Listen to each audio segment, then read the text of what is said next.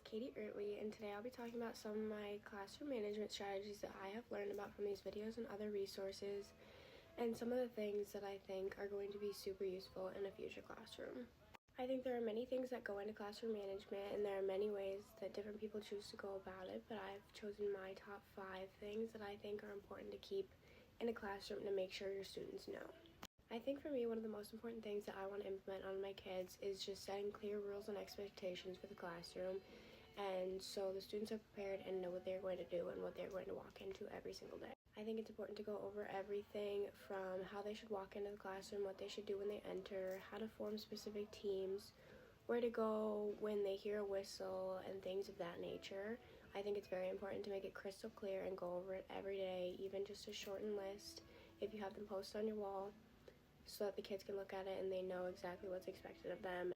This is an example of how your classroom rules could look posted. It has 3 different categories: be respectful, be responsible, and be safe, and it tells 3 simple things for each, 2 or 3, gives pictures. It's just an easy, quick thing to look at so the kids know always what's expected of them.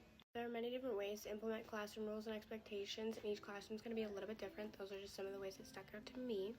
For the second thing I wanted to focus on is the use of both visual and verbal cues in the classroom. For visual cues, you can use things like signs and cones, and for verbal cues, you can use things like whistles and claps. It helps guide to easier transitions and helps minimize behavior issues during said transitions. Another example of that could just be something as simple as knowing what noise level you're at, so just pointing to which one the student should be at, no talking, whispering, inside voices. It could also be things like 3 claps means repeat it back and stop what you're doing, or stop signs means that the students can't go any further than that point.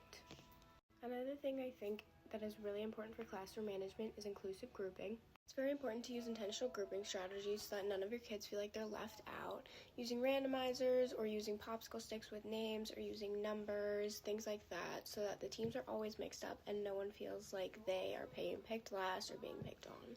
It also helps to keep all the games interesting, being able to mix all the skill levels of the students.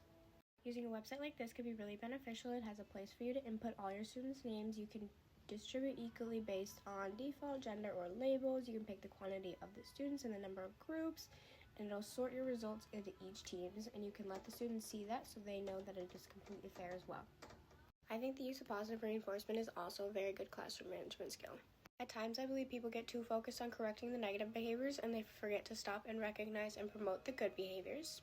It helps students to reinforce what's expected of them and feel good and feel appreciated for doing the correct thing. It also helps build a stronger relationship with your students.